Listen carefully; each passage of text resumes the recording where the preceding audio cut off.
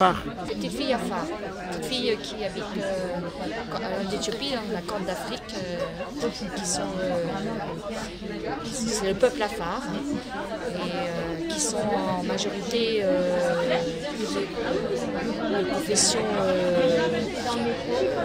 qui pratiquent l'islam, qui sont excisées dès qu'elles ont environ l'âge de 10 ans. Et il y a 12 ans, par une amie éthiopienne, on a été contactés par un village de femmes qui savaient qu'elles venaient en France. Ils ont dit, va voir les femmes françaises pour leur demander de l'aide, pour nous aider, nous, à protéger nos enfants. Parce qu'avant, elles observaient les astres et quand elles voyaient que c'était le moment où on allait exciser les petites filles, leurs filles, elles les prenaient, partaient dans la montagne et elles attendaient que les astres soient passés et elles redescendaient, elles gagnaient une année. Et parce qu'elles ne voulaient pas que leurs filles vivent ce qu'elles avaient vécu, parce que c'est terrible, c'est des douleurs, c'est des souffrances, c'est des traumatismes psychologiques, gynécologiques, parfois elles en meurent, elles font des infections. On leur fait une ablation des grandes lèvres, des petites lèvres. Et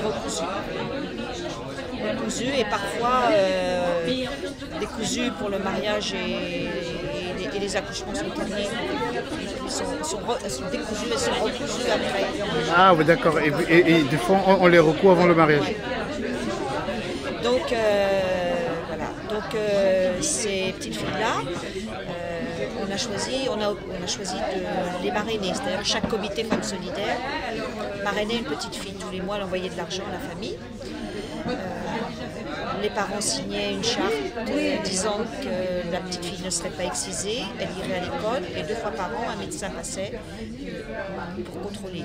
Femmes Solidaires y allait tous les ans pour vérifier que la petite fille était bien, suivait bien la convention qui avait été signée entre les parents. Et comme ça, petit à petit, toute une région entière a éradiqué l'excision de cette région-là. Et les exciseuses, elles ont changé de métier, en fait, ont été reformées en accoucheuses. Et donc maintenant, elles nous ont dit, bon maintenant ça y est, les garçons ont quand même compris que, parce que là-bas, ça s'appelle être kibidalé quand on n'est pas excisé, ça veut dire on est entière. Kibidalé, ça veut dire entière. Donc les garçons pensaient qu'ils ne pouvaient pas se marier avec une femme entière, parce qu'une femme entière, c'est une femme qui allait le tromper, une femme qui allait être frivole, donc c'était pas possible, ils ne pouvaient pas se marier. Donc maintenant, les garçons parlent entre eux et ils acceptent de se marier avec une fille entière. Reste maintenant encore le problème des mariages forcés, elles sont mariées jeunes. C'est dans quel pays ça? C'est au Burundi? Non, c'est en Éthiopie. C'est en Éthiopie? D'accord. Merci Martine pour ce témoignage. De rien. J'avais envie de donner la parole à Martine Ragon de Femmes Solidaires parce que ça fait des années qu'elle mène à Clichy-sous-Bois un énorme travail de soutien auprès de femmes en difficulté. Elle est aussi la présidente du centre social Orange Bleu. Et elle quitte Clichy-sous-Bois pour Marseille. Et ça va être une grosse perte pour Clichy-sous-Bois. Et on peut d'ailleurs lui faire une petite ovation pour tout ce qu'elle a donné.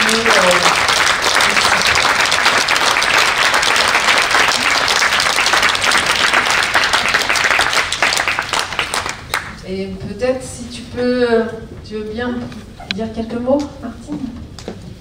Alors d'ailleurs, Martine a réalisé elle aussi une lettre filmée que vous pourrez voir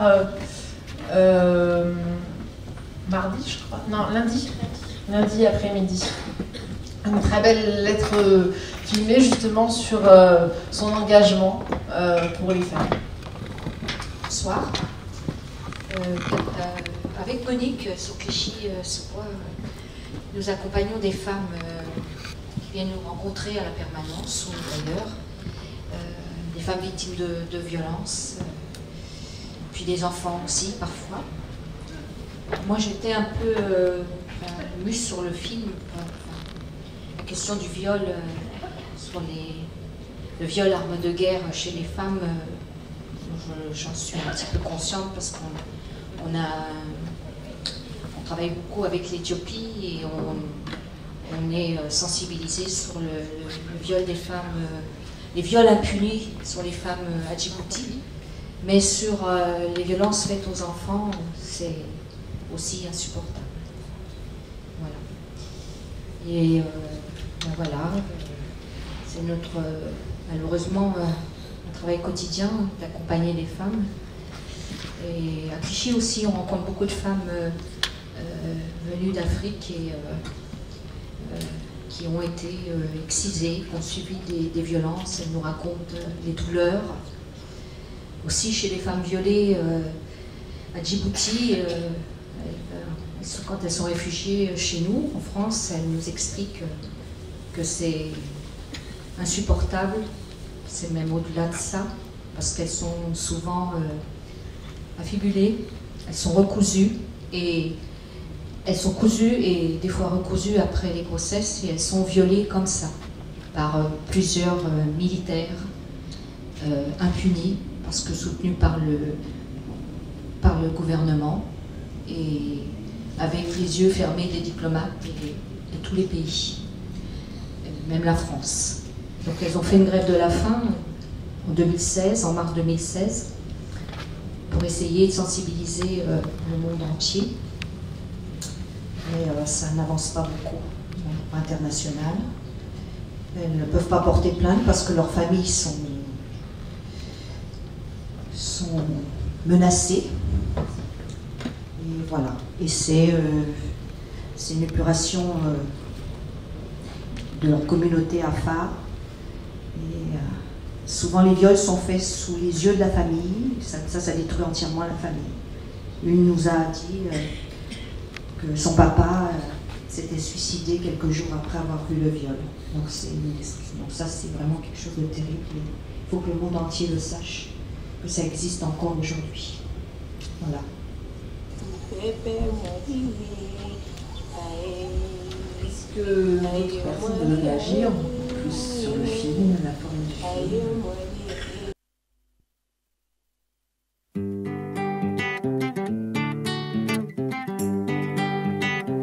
Heureusement que j'ai mon cousin militaire. Heureusement que j'ai mon cousin militaire. Oh, je serai déjà au cimetière à 2 mètres sous terre. Pauvre cadavre, simple squelette, en train de sourire comme tous les squelettes de la terre qui n'arrêtent pas de sourire, le sourire de la mort, mort de misère, misère des hommes, pauvre Macabé. On m'appelle Monsieur Galère, on m'appelle Tonton Misère. Je vis dans un quartier populaire.